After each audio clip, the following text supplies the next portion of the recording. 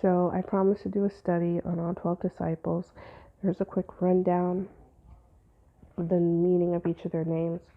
Judas, of course, means God is thanked, traitor, cowardice, and people. And then there's also Simon the Zealot.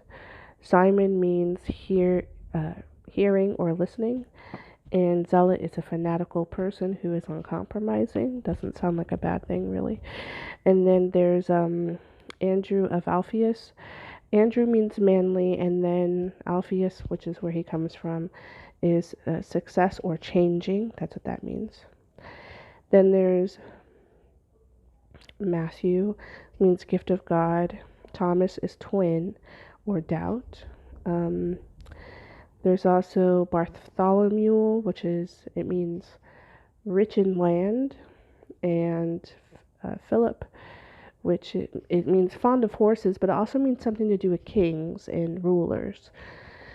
So, I don't know.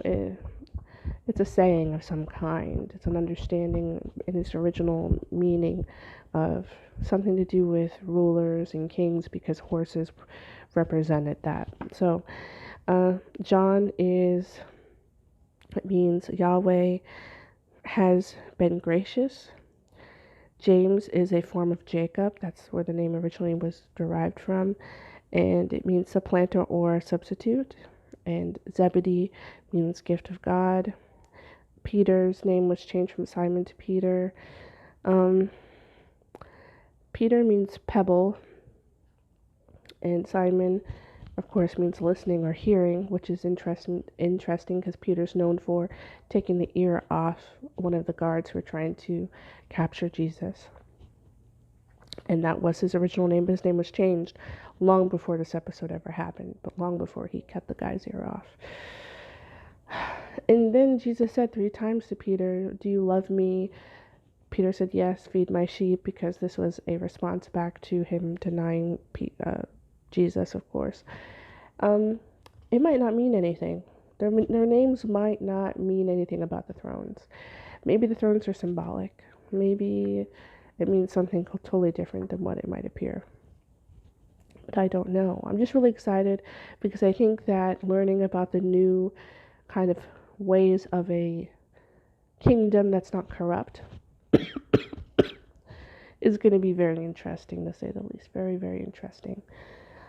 So I'm excited about that because we're keen on laws here and government here. And there's just something in us that wants to worship something. That's why we end up having idols and then putting them in places of power like politicians. And they forever disappoint us. So it's going to be nice to have a change in that. Other than that, this is Land of Christ is King Forever.